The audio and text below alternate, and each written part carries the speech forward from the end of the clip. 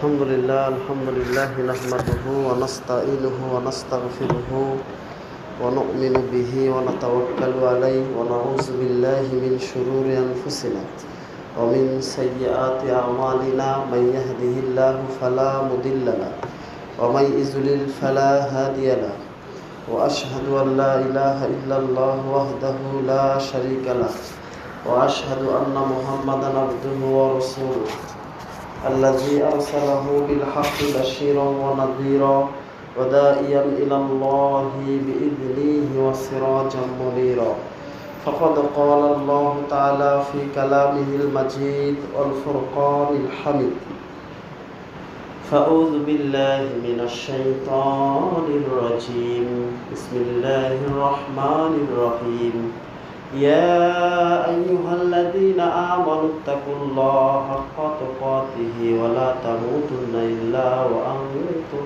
مسلمون يا أيها الناس اتقوا ربكم الذي خلقكم من نفس واحدة وخلق منها زوجها وبث منهما رجالا كثيرا ونساء واتقوا الله الذي تسالون به والأرحام إن الله كان عليكم رقيبا يا أيها الذين آمنوا اتقوا الله وقولوا قولا سديدا يصلح لكم أعمالكم ويغفر لكم ذنوبكم ومن يطع الله ورسوله فقد فاز فوزا عظيما وقال تعالى أعوذ بالله من الشيطان الرجيم إن عدة الشهور عند الله 12 شهرا في كتاب الله يوم خلق السماوات والأرض منها 4 حرم ذلك الدين القيم فلا تظلموا فيهن أنفسكم عن أبي هريرة رضي الله تعالى عنه قال رسول الله صلى الله عليه وسلم أفضل الصيام بعد رمضان شهر الله المحرم وأفضل الصلاة بعد الفريضة صلاة الليل وأن قتادة رضي الله تعالى عنه قال رسول الله صلى الله عليه وسلم صيام يوم عاشوراء أحتسب على الله أن يكفر سنة التي قبله رواه البخاري أعوذ بالله من الشيطان الرجيم بسم الله الرحمن الرحيم قاف القرآن المجيد بل أجبوا أن جاءهم منذر منهم فقال الكافرون هذا شيء عجيب أئذا متنا وكنا ترابا وذلك رجع بعيد قد علمنا ما تنقص الأرض منهم وعندنا كتاب حفيظ দ্বিতীয় লাইন থেকে কাতার পূরণ করেন এপাশে লাইন ফাঁকা আছে بل كذبوا بالحق لما جاءهم فهم في أمر مريج أفلم ينظروا إلى السماء فوقهم كيف بنيناها وزيناها وما لها من فروج والأرض مددناها وألقينا فيها رواسي وأنبتنا فيها من كل زوج بهيج تبصرة وذكرى لكل عبد منيب ونزلنا من السماء ماء مباركا فأنبتنا به جنات وحب الحصيد والنخل باسقات لها طلع نضيد رزقا للعباد وأحيينا به بلدة ميتا كذلك الخروج كذبت قبلهم قوم نوح وأصحاب الرس وثمود وعاد وفرعون إخوان لوط وأصحاب الأيكة وقوم تبع كل كذب الرسول فحق وعيد أفاعين بالخلق الأول بل هم في لبس من خلق جديد ولقد خلقنا الإنسان ونعلم ما توسوس به نفسه ونحن أقرب إليه من حبل الوريد إذ يتلقى المتلقيان عن اليمين وعن الشمال قعيد ما يلفظ من قول إلا لديه رقيب عتيد وجاءت سكرة الموت بالحق ذلك ما كنت منه تحيد ونفخ في الصور ذلك يوم الوعيد। প্রশংসা আল্লাহ রাব্বুল আলামিনের জন্য, যে আল্লাহ রাব্বুল আলামিন আমাদেরকে মুহররম মাসের প্রথম জুম্মায় কিছু কথা বলার শক্তি দান করেছেন, আমাদেরকে মোটামুটি ইবাদত করারও তৌফিক দান করেছেন। আমাদেরকে সবচাইতে বড় শুকরিয়া হচ্ছে আমাদেরকে এখনো বেঁচে রেখেছেন। তার ইবাদতই করার জন্য সেই আল্লাহ রাব্বুল আলামিনের শুকরিয়া জ্ঞাপন করছি, আলহামদুলিল্লাহ। শান্তির বারিধারা বর্ষিত হোক আমাদের প্রিয় নবী মুহাম্মদ রাসূলুল্লাহ সাল্লাল্লাহু আলাইহি ওয়াসাল্লামের উপর। আল্লাহুম্মা সাল্লি আলাইহি আল্লাহুম্মা বারিক আলাইহি। তৃতীয় লাইনে যারা আছেন তাদেরকে অনুরোধ করব, আপনারা দ্বিতীয় লাইন ফাঁকা আছে, এখানে এসে বসেন। কাতারগুলোকে মাঝখান থেকে পূর্ণ করার চেষ্টা করবেন। আজকের জুম্মার খুতবার বিষয়বস্তু হচ্ছে আশুরায়ে মুহররম। জানি না বিগত সপ্তাহগুলোতে এই বিষয়ে আলোচনা হয়েছে কিনা, তবে আজকে জেনে রাখেন আশুরায়ে মুহররম গুরুত্বপূর্ণ একটি মাস, যা প্রত্যেক বছরই বলে আসি। আবারও আজকে আপনাদেরকে স্মরণ করে দেওয়ার জন্য বলার চেষ্টা করবে ইনশাআল্লাহ। আপনারা শুনে মানার চেষ্টা করবেন, বলেন ইনশাআল্লাহ। সম্মানিত মুসল্লিয়ানে কেরাম, আশুরায়ে মুহররম এটা আমরা জানব। আশুরা শব্দের অর্থ হচ্ছে 10। আরবিতে 1, 2, 3 এগুলোর একটা ভাষা আছে সংখ্যার। সেই ভাষা অনুযায়ী 10কে বলা হয় আশরুল, সেখান থেকে আশুরা। এই আরবি প্রথম মাসের নাম মুহররম। মুহররম মাসে আমরা সবাই জানি মুসা আলাইহিস সালাম ফেরাউনের পাকড়াও থেকে আল্লাহ তাকে বাঁচিয়েছিলেন, তিনি রক্ষা পেয়েছিলেন। সেই সুবাদে মুসা আলাইহিস সালাম যখন শ্বশুরের এলাকায় চলে গেল শামে, সেখানে গিয়ে তিনি তাওহীদের দাওয়াত দিলেন এবং তারপর থেকে যতগুলো বছর তিনি পাচ্ছিলেন তার জীবদ্দশায়, আশুরার 10 তারিখ আসলে তিনি খুশি হয়ে শুকরানা হিসেবে 10 তারিখে একটি মাত্র সিয়াম পালন করতেন, বলেন সুবহানাল্লাহ। সিয়াম পালনের উদ্দেশ্য কি ছিল? উদ্দেশ্য ছিল এই দিনে আল্লাহ মুসাকে ফেরাউনের কবল থেকে নাজাত দিয়েছিলেন, তাই তিনি এই শুকরিয়া স্বরূপ আল্লাহ তাকে বাঁচিয়েছিলেন, আল্লাহর শুকরিয়া করার জন্য তিনি একটি দিন না খেয়ে থেকে তার ইবাদত করতেন, তাতে আল্লাহ খুব খুশি হতো। তো আমরা শিক্ষা নেব, আমরা যে কোনো সুখের কাজে একটি করে শুকরানা সিয়াম পালন করতে পারি। আপনি অনেক দিন একটা পরিশ্রম করছেন, সেটা আপনি সফলতা পেয়েছেন, এই জন্য খুশি হয়ে আপনি সিয়াম পালন করেন, এগুলো সিয়াম পালন করা জায়েজ। তবে আশুরার সিয়াম আপনাদের সবাইকে পালন করার জন্য অনুরোধ করব, কেননা এই সিয়ামের বিশেষ একটি ফজিলত আছে, যা আমি একটু পরে বলার চেষ্টা করব ইনশাআল্লাহ। তো আল্লাহ রাব্বুল আলামিন সূরা তাওবার 36 নম্বর আয়াতে বললেন, আউযু বিল্লাহি মিনাশ শাইতানির রাজীম, ইন্না ইদ্দাতাশ শুহুরি ইনদাল্লাহি 12 শাহরান ফি কিতাবিল্লাহ আল্লাহ বললেন, আল্লাহ রাব্বুল আলামিনের কাছে 12টি মাসের গণনা রয়েছে। এই 12টি মাসকে তিনি কিতাবের ভেতরে উল্লেখ করেছেন। উল্লেখ করে এই 12টি মাসের ভেতরে ইয়াউমা খালাকাস সামাওয়াতি ওয়াল আরদ, নবমণ্ডল ভূমণ্ডল সৃষ্টির প্রথম দিন থেকে আল্লাহর কাছে এই মাসসমূহের গণনা রয়েছে।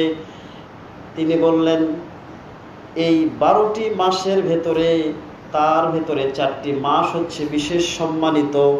আল্লাহ বললেন মিনহা আরবাতুন হুরুম, 12টি মাসের ভেতরে আল্লাহর কাছে 4টি মাস হচ্ছে বেশি সম্মানিত। যালিকাদ দীনুল কাইয়্যিম ফালা তাযলিমু ফিহিন্না আনফুসাকুম, এটি হলো প্রতিষ্ঠিত বিধান, অতএব এই মাসগুলিতে তোমরা পরস্পরে অত্যাচার করো না। বলেন সুবহানাল্লাহ। আল্লাহ বললেন এই মাসের ভেতরে তোমরা দিনকে প্রতিষ্ঠিত পাবে এবং এই মাসের ভেতরে তোমরা একে অপরের সাথে অত্যাচার হিংসা বিদ্বেষ করো না। সূরা তাওবা আয়াত 36। এই আয়াতটি যখন নাজিল হয়ে গেল তখন আপনি গত মাসের মাসিক আত্মারিকেতে দেখতে পাবেন, ওখানে বাইতুল কুদুস নামে একটা চ্যাপ্টার রয়েছে। সেখানে সালাউদ্দিনের কিছু কথা সংক্ষেপভাবে বর্ণনা করা হয়েছে। সালাউদ্দিন কখন যুদ্ধের জন্য নামলেন, ফিলিস্তিন তথা বাইতুল কুদুস মাকদাস যখন বিজয় হয়, বিজয় হওয়ার 1100 বছর পরে সালাউদ্দিন এটাকে আবার জয়যুক্ত করেছিলেন। তার যুদ্ধে যাওয়ার একটা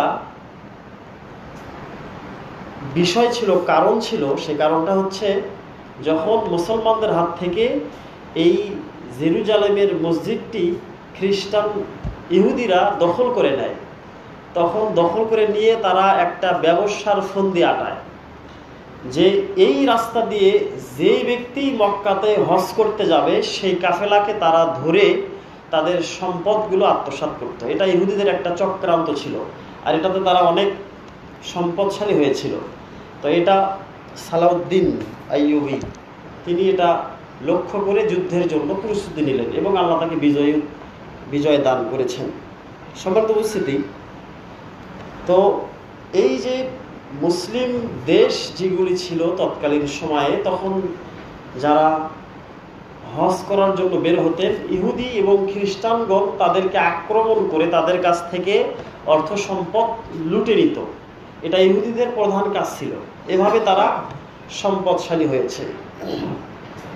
আল্লাহ রাব্বুল আলামিন তখন এই আয়াতটি নাজিল করলেন, ইন্না ইদ্দাতাশ শুহুরি ইনদাল্লাহি ইসনা শাহরা আল আখ, এই আয়াতের শেষ পর্যন্ত তিনি জানিয়ে দিলেন যে নিশ্চয় সব মাসের হিসাব সমূহ আল্লাহর কাছে আছে। এই মাসের ভেতরে 4টি মাস আল্লাহর কাছে সবচাইতে সম্মানিত। তাই ইহুদি খ্রিস্টান নাসারা বৌদ্ধ হিন্দু মুসলিম যত কিছু আছে এই পৃথিবীতে সবাইকে তিনি উদ্দেশ্য করে বললেন যে এই 4টি মাস তোমরা কোনো প্রকার অত্যাচার করবে না। এবং সেটা তৎক্ষণাৎ মক্কার কুরাইশরা অমুসলিমরা গ্রহণ করেছিল। তারা মুসলিমদের সাথে এই 4 মাস যুদ্ধ বিগ্রহ করত না। এবারে প্রশ্ন হচ্ছে 4টি মাস কি কি?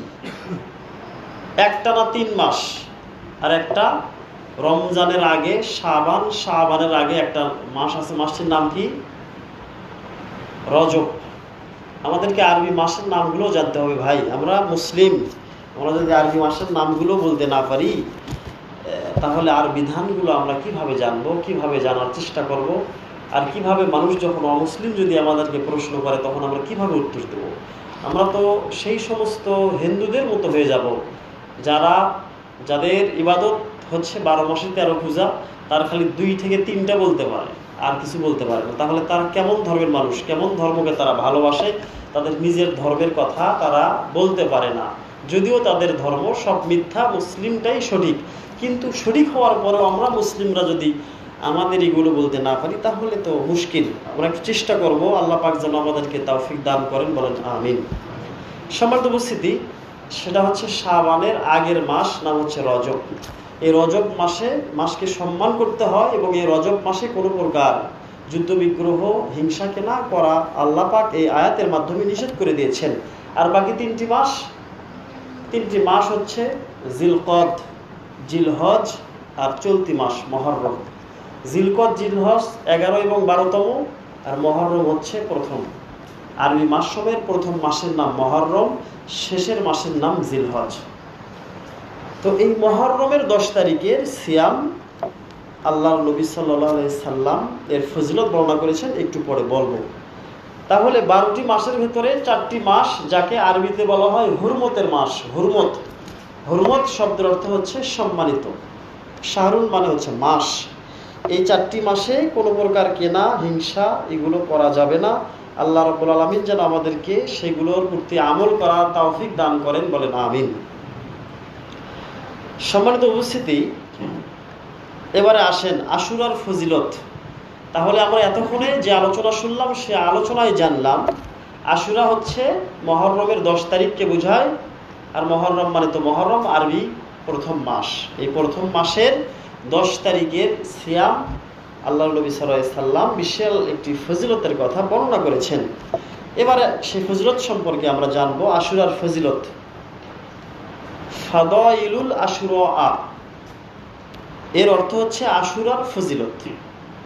প্রসিদ্ধ সাহাবী আবু হুরায়রা হতে বর্ণিত, তিনি বলেন নবী করিম সাল্লাল্লাহু আলাইহি সাল্লাম ইরশাদ করেছেন, আফজালুস সিয়ামি বা'দার রমাদানা, সিয়াম সময়ের ভিতরে সর্বোত্তম সিয়াম হচ্ছে রমজান মাসের সিয়াম। এর রমজানের পরে উত্তম সিয়াম। তাহলে যত সিয়াম রয়েছে সেই সিয়ামের ভিতরে সর্বোত্তম সিয়াম তথা রোজা, সর্বোত্তম রোজা এই সিয়াম হচ্ছে রমজানের সিয়াম। রমজানের রোজার পরে সর্বোত্তম রোজা তথা সিয়াম কি? সেটা হচ্ছে এই মহররমের তথা আশুরার এই সিয়াম। ওয়া আফজালুস সালাতি বাদাল ফারিদাতি সালাতিল লাইলি, আর সবচাইতে সালাত সময়ের ভিতরে সর্বোত্তম সালাত হচ্ছে নামাজ। সর্বোত্তম সালাত হচ্ছে রাতের সালাত, ফরজ সালাত। ফরজ সালাতের পরে সর্বোত্তম সালাত হলো এই তাহাজ্জুদের সালাত। তাহলে যেহেতু আজকে আমাদের মহররম বিষয়ে কথা, আর যারা তাহাজ্জুদ পড়েন আল্লাহ পাক তাদের প্রতি পূর্ণ রহমত দান করুক, বলেন আল্লাহুম্মা আমিন। সম্মানিত উপস্থিতি, তাহলে রমজানের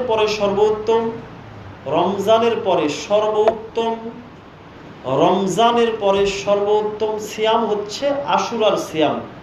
ফরজ সালাতের পরে হচ্ছে উত্তম সালাত তাহাজ্জুদের সালাত।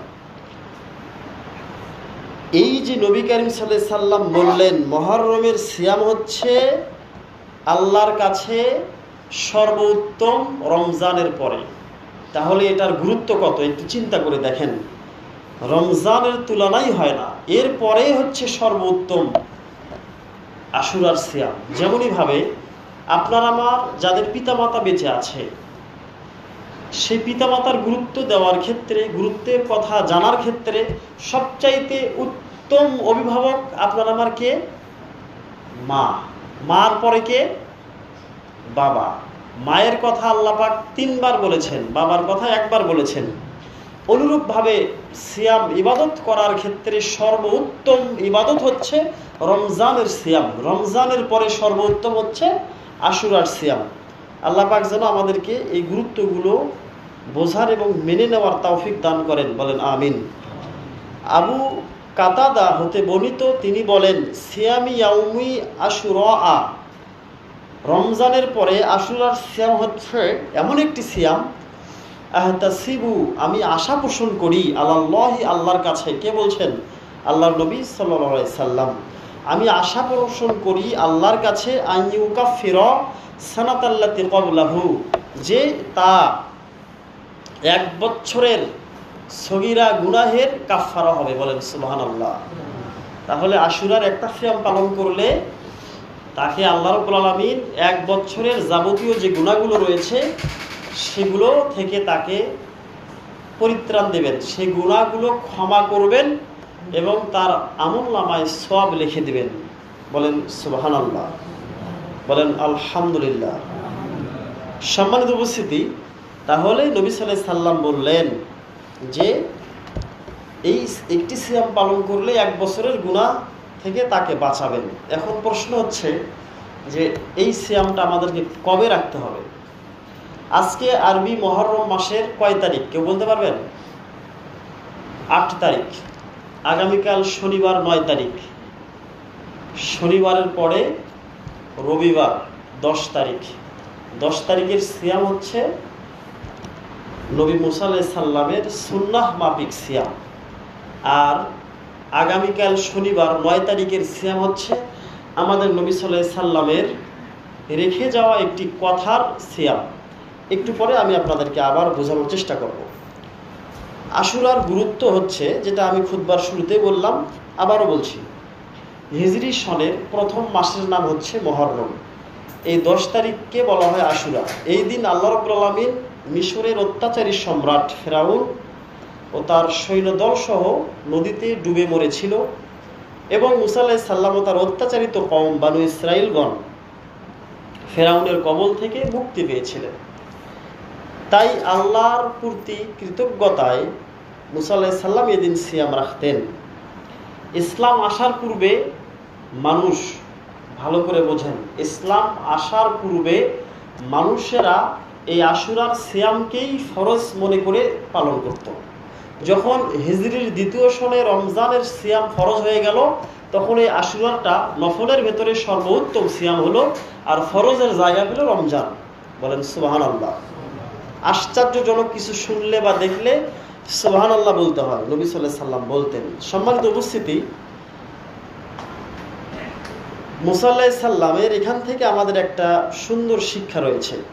এবারে শোনেন, মুসা আলাইহিস সালাম যখন ফেরাউনকে দাওয়াত দিল, ফেরাউন তখন মুসা আলাইহিস সালাম এবং তার ভাইকে ধরার জন্য আক্রমণ করলেন।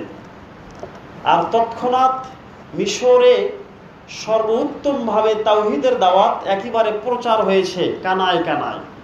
শুধু এই জালিম বাদশার জন্য সেটা প্রতিষ্ঠিত হয়নি, আর মানুষেরা ভয়ে কিছু বলতেও পারেনি। এগুলো ইতিহাস বাংলাদেশের মাটিতেও সেই বাংলাদেশ স্বাধীন হওয়ার পর থেকে প্রত্যেক দল আসছে যাচ্ছে, তারা মানুষকে শিক্ষাগুলো জানিয়ে দিয়ে যাচ্ছে, জালেম যাদেরকে বলা হয়। সম্মানিত উপস্থিতি, এই ফেরাউন যখন নদীতে পড়ে ডুবে মারা গেল, আচ্ছা আমি প্রত্যেক বছরে বলে থাকি, একটু প্রশ্ন করি আপনাদেরকে, বলেন তো ফেরাউন কোন নদীতে ইন্তিকাল করেছিল? বলেন, সাহস করে বলেন, কোনো ভয় নাই। যাক, মাশাআল্লাহ। ফেরাউন কিন্তু নীল নদে মরেনি, লোহিত সাগরে মরেছেন। আল্লাহ আপনাদের ইলমকে বাড়িয়ে দিন, আল্লাহুম্মা আমিন। তাহলে ফেরাউন কোন নদে মরেছে? লোহিত সাগরে। তো মুসা আলাইহিস সালাম নদী পার হয়ে গেলেন, সূরা বাকারায় আছে, লাঠি মেরে দিলেন। ইতিহাস আমরা সবাই জানি, নদীর ভেতরে রাস্তা হয়ে গেল। মুসা আলাইহিস সালাম অনায়াসে তার দল বল সহ সাথী নিয়ে পার হয়ে গেলেন। এবারে ফেরাউন এসে দেখছেন যে আমি কখনো এখানে আমার দেশ চালাতে গিয়ে কখনো এখানে নদী দেখিনি। এরপরেও তার বিবেককে আল্লাহ উঠিয়ে নিয়েছে। সে মনে করেছে হয়তো ছিল, আমি লক্ষ্য করিনি। তার মনে একটা খটকা ছিল, তাফসিরে আছে যে এটা হয়তোবা মুসার আল্লাহর কোনো ফন্দি হতে পারে আমাকে মারার জন্য, কিন্তু আমাকে ওকে ধরতে হবে। যেভাবে মুসা যেহেতু পার হয়েছে, আমার বিশ্বাস আমিও পার হতে পারবো।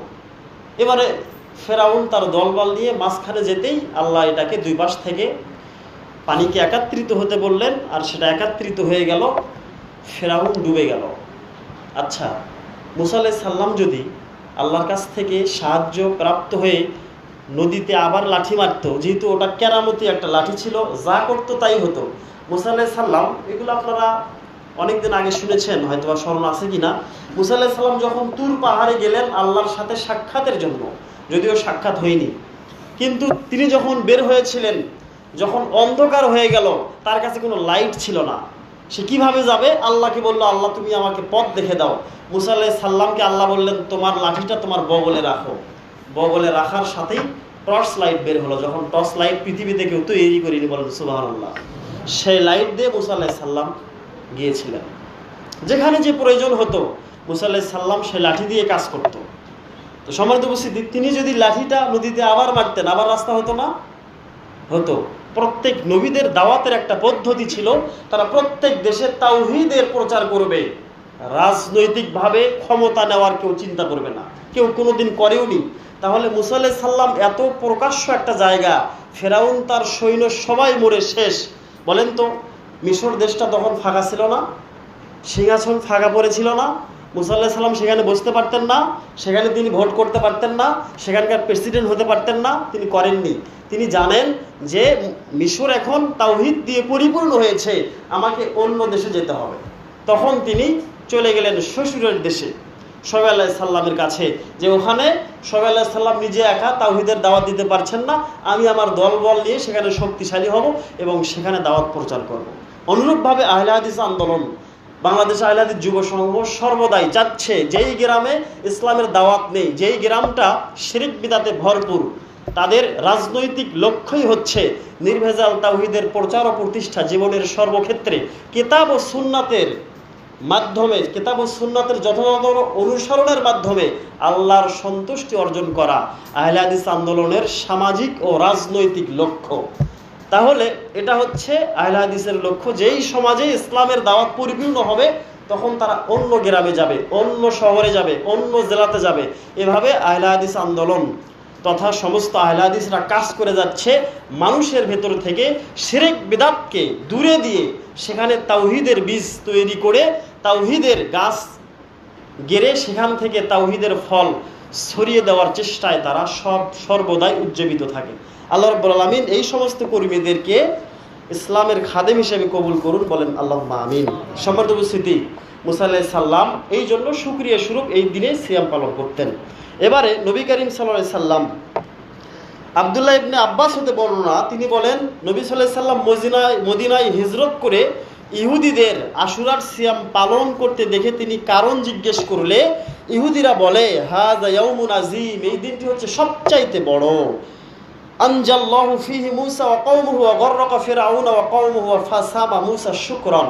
আল্লাহ বললেন, ইহুদিরা বললেন যে এই দিনে আমাদের নবী মুসাকে আল্লাহ ফেরাউনের হাত থেকে নাজাত দিয়েছিল, সেই সুবাদে আমরা সিয়াম পালন করে থাকি।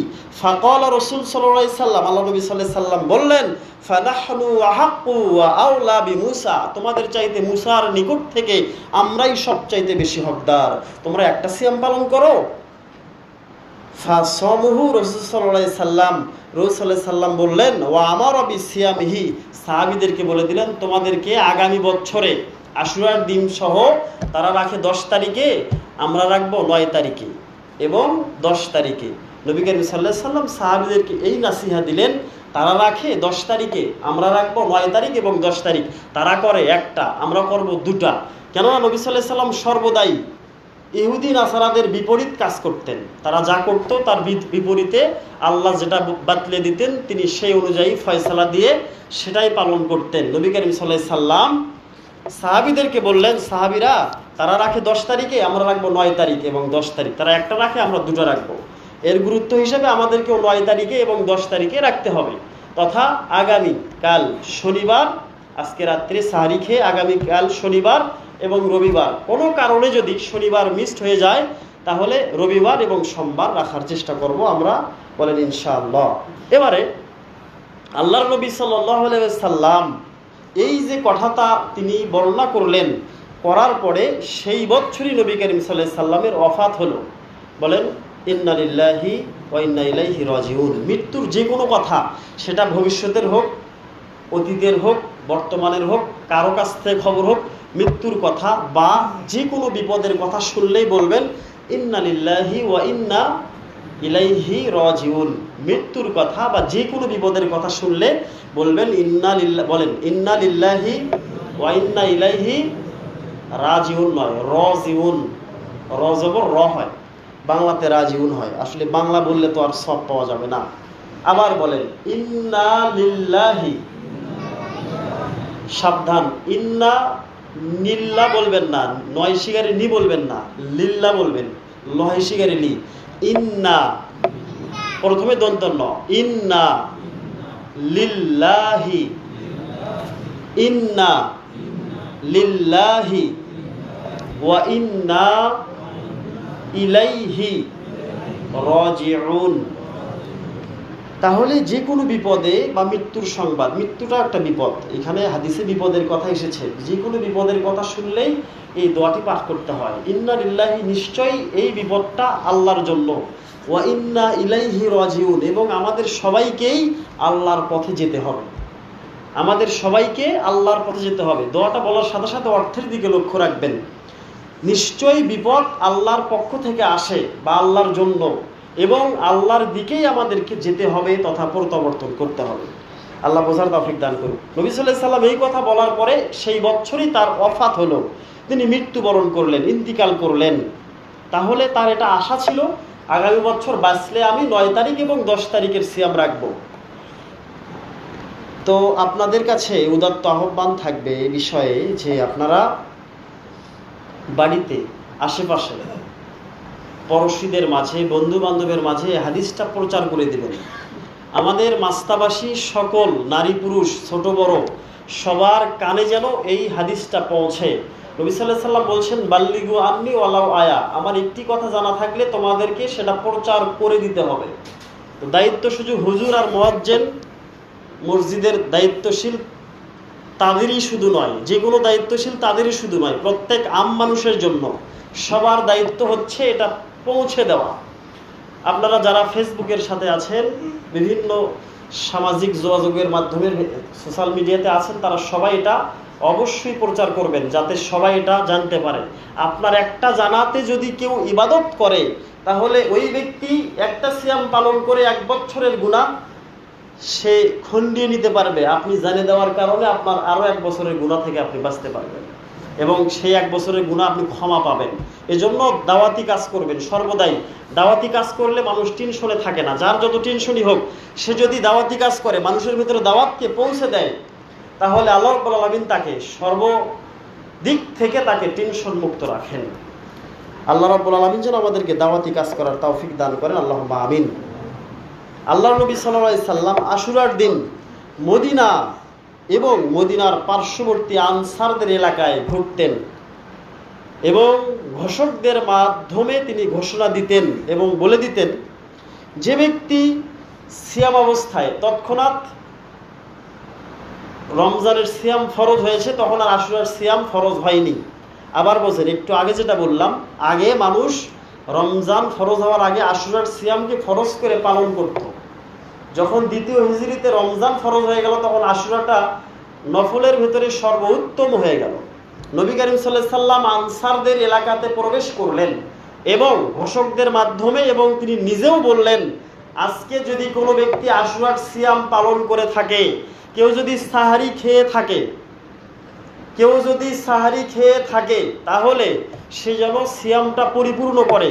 আর যদি কেউ ঘুম থেকে উঠে সিয়াম না রাখার নিয়তে থাকে বা কিছু খেয়েও থাকে, সে যেন ইফতার পর্যন্ত, মাগরিব পর্যন্ত এভাবে না খেয়েই সিয়ামটা পালন করে।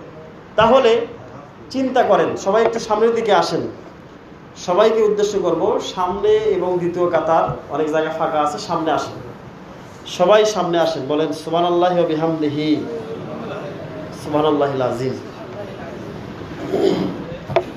শোনেন, মনোযোগ দেন।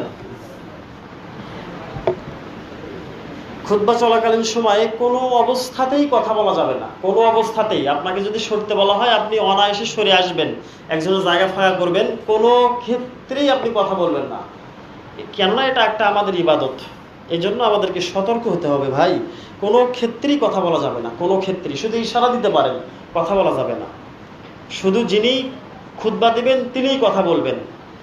সম্মানিত উপস্থিতি, নবী করিম সাল্লাল্লাহু আলাইহি সাল্লাম আনসারদের বাড়িতে প্রবেশ করলেন এবং এই ঘোষণা দিয়ে দিলেন। তাহলে আপনি একটু চিন্তা করে দেখেন আশুরার সিয়ামের কত গুরুত্ব। শুধু তাই নয়, এই ঘোষণা শোনার পরে আনসারী মহিলারা তারা তাদের সন্তানকে আর সারাদিনে ভাত দেয়নি। দুঃখিত, তৎকালীন সময়ের খাবার আর দেননি। যা দিয়ে ক্ষুধা নিবারণ হয়, এই খাবার সন্তানদের, ছোট সন্তানদেরকেও দেননি।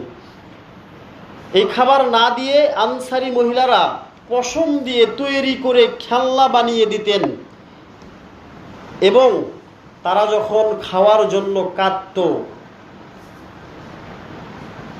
তখন এই খেলনাগুলো তাদেরকে দিয়ে বলা হতো আর একটু পরে তোমরা খেতে এসো। এইভাবে সময়কে শেষ করে দিয়ে যখন মাগরিবের সময় হতো তখন তাদেরকে ইফতার করাতেন। আমি আপনাদেরকে অদম হিসেবে বোঝাতে চাচ্ছি আনসারি মহিলারা ইসলামের ক্ষেত্রে কত উদারতা ছিল। তারা তাদের ছোট্ট সোনামণিদেরকে খেলনা দিতেন যাতে তারা এই দিনে সিয়াম পালন করে। নফল সিয়ামের ভেতরে আশুরার সিয়াম এত গুরুত্ব যাতে আমাদের ছোটরাও করতে পারে, কিন্তু আমরা দেশবাসী, আমরা বড়রাই করতে চাই না। কেন করতে চাই না জানেন? আমাদের সিয়াম বা অন্য অন্য ইবাদত করার পেছনে বড় একটি কারণ রয়েছে। এটা মজা করে বলতে পারি, এটা ভালো কারণ। সেটা হচ্ছে আমাদের গুনাই নাই, আমরা গুনাই করতে জানি না। আমরা মাসুম, বেগুনা, আমাদের গুনাই হয় না। আমরা মহিলাদের মতো পর্দা করে রাস্তা পথে চলি, বৃদ্ধ মহিলাদের মতো মাথা নিচু করে যাই। সামনে যদি গর্ত দরিয়া দেখতে পাই সেখানে হসট খেয়ে পড়ে যায়, মানে এত পর্দা করি, আমাদের গুনাই নাই। আমি বলতে চাই প্রত্যেক গুনাহগার ব্যক্তিকে, আমরা যারা, আমি নিজেও গুনাহগার, আমার নিজেরও অনেক গুনাহ, যারা আমরা গুনাহগার আছি, এই সিয়ামকে পালন করে আল্লাহর কাছে কায়মনা বাক্যে দোয়া প্রার্থনার মাধ্যমে আল্লাহকে আমরা বলবো, আল্লাহ আমাদের বিগত দিনের গুনাহগুলো তুমি ক্ষমা করে দাও। প্রত্যেক গুনাহগার ভাইকে বলছি, আপনারা অতীতে যে গুনাহগুলো করেছেন সেই গুনাহগুলো না করার শর্তে, তার ভেতরে সবচাইতে বড় গুনাহ হতে পারে জিনা, ব্যভিচার, সুদ, ঘুষ, যেটাই হোক, এইগুলো যদি হয়ে থাকে, ঘটে যায়, তাহলে আল্লাহর কাছে সিয়ামের মাধ্যমে কায়মনা বাক্যে দোয়া করেন যে আল্লাহ জীবনে আর কোনোদিন এই ধরনের ঘটনা ঘটবে না। কোনোদিন পর নারীর দিকে, নারীরা পর পুরুষের দিকে কোনোদিন এই সমস্ত দৃষ্টিতে তাকাবো না। আল্লাহ অতীতের সব গুনাহগুলো তুমি ক্ষমা করে দাও। আল্লাহ ক্ষমাশীল, তিনি গাফফার, তিনি ক্ষমা করতে পারেন। আপনি চেয়ে দেখেন, আপনি চান না কেন?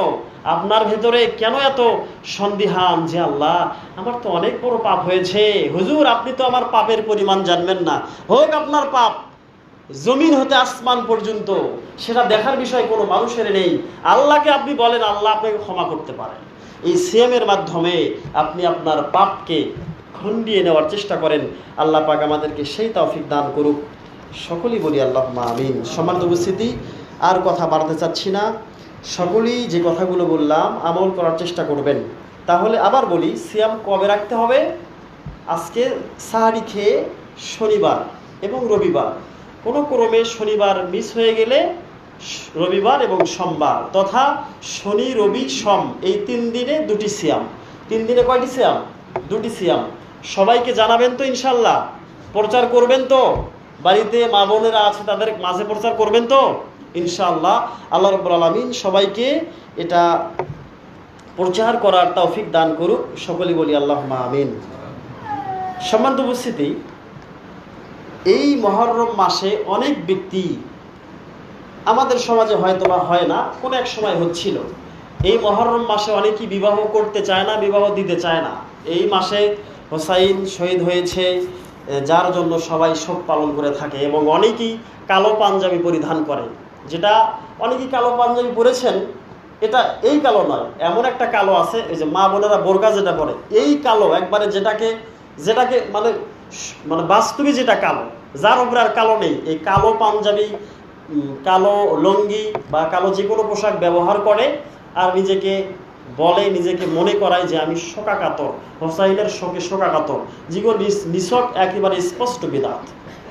আল্লাহ রাব্বুল আলামিন এই শিয়াদের বৈশিষ্ট্য থেকে আমাদেরকে দূরে রাখার তৌফিক দান করুক। সকলে বলি আমিন। আপনি দেখেন, নেটের সার্চ দিয়ে মুহররম মাস পড়েছে শিয়া, তথা যে আলোচিত দেশ ইরান, দেখেন আপনি সেখানে শিয়া যারা, তারা সবাই কালো পোশাক পরিধান করে আছে। শিয়ারা যদি জানতে পারে তাদের দেশে কোনো মোহাম্মদী ব্যক্তি আছে, কোনো মোহাম্মদী ব্যক্তি রাফুলিয়ে দাইন করে, বুকে হাত বাঁধে, দেখার সাথে তারা জব করবে। তারা মোহাম্মদী জামাতকে, সহিহ আকীদার ব্যক্তিদেরকে সহ্য করে না, কেননা তারা নবী মোহাম্মদকেই সহ্য করে না। নবী মোহাম্মদ সাল্লাল্লাহু আলাইহি সাল্লাম তিনি শ্রেষ্ঠ নবী, সর্বশেষ নবী, তারা এটা বিশ্বাস করে না। তারা বিশ্বাস করে নবী হওয়ার কথা ছিল আলী। ওই যে একটা গান আছে বাদ্যওয়ালা, ইয়া আলী, খুব মানে অন্যরকম গান, মুসলমানরা সবাই শোনে। যদি বলেন যে আপনি গান শুনেন, কয় না আমি সাহাবীদের নামের গান শুনি, কিন্তু সে অর্থই বোঝে না যে সে কোন গান শুনছে। সে গানের ভিতরে বলা হচ্ছে আলী হচ্ছে আমাদের নবী, আলী হচ্ছে আমাদের মদত দাতা, আলী হচ্ছে আমাদেরকে শাফায়াত দাতা, আলী হচ্ছে আমাদেরকে জান্নাত দাতা। বলে নাউজুবিল্লাহ। আরবি বোঝে না ভাই, যার কারণে ওটাই মুসলমান বলে চালিয়ে দেয়। আল্লাহ আমাদেরকে বোঝার তৌফিক দান করুক, আল্লাহুম্মা আমিন। শিয়াদের আরও একটি ভ্রান্ত কথা হচ্ছে, নবী সাল্লাল্লাহু আলাইহি সাল্লামের যখন ওফাত হয় তখন খেলাফতের দায়িত্ব কাকে দেওয়া হবে এ নিয়ে সবাই বসে। সবার ইচ্ছা ছিল যে ওমর শক্তিশালী ব্যক্তি, তার কাছেই দেওয়া হবে, কিন্তু আবু বকর সবচাইতে বড় সব দিক দিয়ে, জ্ঞানের দিক দিয়ে। তো আল্লাহ নবী সাল্লাল্লাহু আলাইহি সাল্লাম তার ওসিয়ত অনুযায়ী এবং ইমারতের ক্ষেত্রে আবু বকর দায়িত্ব পায়। কিন্তু শিয়াদের কথা হচ্ছে যে আবু বকর ওমরের কোনো বেল নেই, এখানে আলী দায়িত্ব পেত, আলী হচ্ছে জামাই।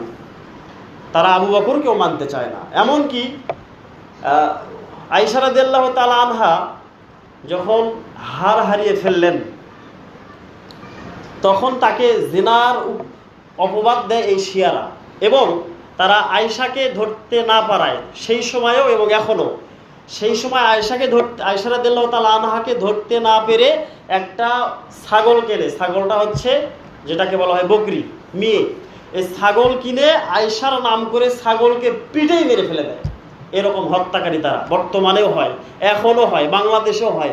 বাংলাদেশে অসংখ্য শিয়া আছে, আপনি জানবেনই না, আপনি দেখবেনই না। শিয়াদের আলামত নিয়ে আগামীতে আলোচনা করার চেষ্টা করব যদি সুযোগ পাই ইনশাআল্লাহ। সম্মানিত উপস্থিতি, এই জন্য এই মাসে সকল প্রকার বেদাত থেকে বাঁচার চেষ্টা করবেন। আর সকলকে বলবো, যদি সময় পান এই বইটা পড়ার চেষ্টা করবেন। এটাকে বলা হয় আশুরায়ে মুহররম, এটা আপনি নেটেও পাবেন। আশুরায়ে মুহররম, প্রফেসর আসাদুল্লাহ আল গালিব লিখে সার্চ দেন, এই বইটা আপনি পিডিএফ পাবেন, সেটা আপনি পড়ে দেখেন, আপনি অনেক জ্ঞান পাবেন। আল্লাহ রাব্বুল আলামিন আমাদেরকে বোঝার তৌফিক দান করুক, আল্লাহুম্মা আমিন। এ বলেই বক্তব্য শেষ করলাম। আকুলি কওলি হাযা, আস্তাগফিরুল্লাহ লি ওয়া লাকুম ওয়া লিসাইরিল মুসলিমিন।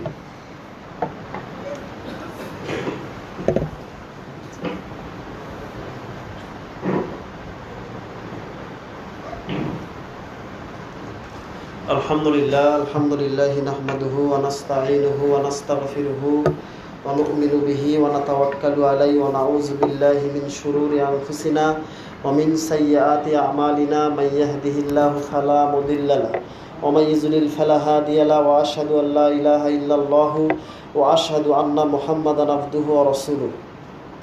সম্মানিত উপস্থিতি, বাংলাদেশ আহলে হাদিস আন্দোলন ও আহলে হাদিস যুব সংঘ কর্তৃক আয়োজিত বাৎসরিক কর্মী সম্মেলন, স্থান ইঞ্জিনিয়ার্স ইনস্টিটিউট, মিলনায়তন, ঢাকা।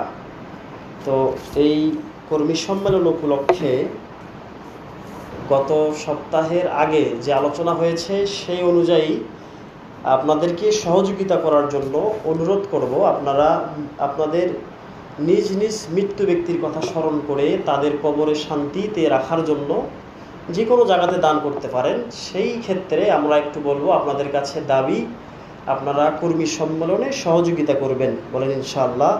আল্লাহ সকলের মনের আশাকে কবুল করুন, আল্লাহুম্মা আমিন। সম্মানিত উপস্থিতি, আমাদের ভেতরে যারা অসুস্থ আছেন তাদেরকে আল্লাহ রাব্বুল আলামিন দ্রুত সুস্থতা দান করুক, বলেন আমিন।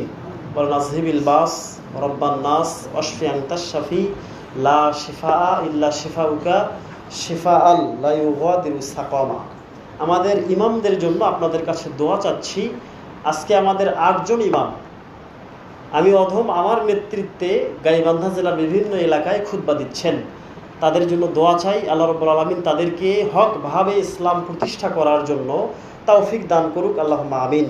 আল্লাহ পাক তাদের সফরকে কবুল করুন, বলেন আমিন। আল্লাহ রাব্বুল আলামিন তাদের সফরের যাতায়াতের যদি কোনো বাধা হয়ে থাকে, বিপদ থাকে, আল্লাহ সেগুলোকে উঠিয়ে নিক, বলেন আল্লাহুম্মা আমিন। সেই সাথে আমাদের যারা মৃত্যুবরণ করেছেন, আমাদের সমাজে যারা আমরা এখনও বেঁচে আছি, আল্লাহ রাব্বুল আলামিন সবাইকে সুস্থতার সহিত বেঁচে থাকার তৌফিক দান করুক, বলেন আমিন। আল্লাহ রাব্বুল আলামিন আমাদের সবাইকে হালাল রুজি রোজগারের মাধ্যমে জীবন পরিচালনা করার তৌফিক দান করুক, বলেন আল্লাহুম্মা আমিন। আল্লাহ রাব্বুল আলামিন যেন আমাদের সবাইকে ভাই ভাই হিসেবে কবুল করে নেন, বলেন আল্লাহুম্মা আমিন। আল্লাহ রাব্বুল আলামিন আমাদের যাবতীয় বিপদ থেকে আমাদেরকে উদ্ধার করুক, বলেন আল্লাহুম্মা আমিন। আল্লাহুম্মা সাল্লি আলা মুহাম্মাদিন ওয়া আলা আলি মুহাম্মাদিন কামা সাল্লাইতা আলা ইব্রাহিম ওয়া আলা আলি ইব্রাহিম ইন্নাকা হামিদুম মাজিদ। আল্লাহুম্মা বারিক আলা মুহাম্মাদিন ওয়া আলা আলি মুহাম্মাদিন কামা বারাকতা আলা ইব্রাহিম ওয়া আলা আলি ইব্রাহিম ইন্নাকা হামিদুম মাজিদ। রব্বানা তাকাব্বাল মিন্না ইন্নাকা আনতাস সামিউল আলিম ওয়া তুব আলাইনা ইন্নাকা আনতাত তাওয়াবুর রহিম। সুবহান রাব্বিকা রাব্বিল ইজ্জাতি আম্মা ইয়াসিফুন ওয়া সালামুন আলাল মুরসালিন আলহামদুলিল্লাহি রাব্বিল আলামিন। সুবহানাকা আল্লাহুম্মা ওয়া বিহামদিকা আশহাদু আল্লা ইলাহা ইল্লা আনতা আস্তাগফিরুকা ওয়া আতুবু ইলাইক। আসসালামু আলাইকুম ওয়া রাহমাতুল্লাহি ওয়া বারাকাতুহু।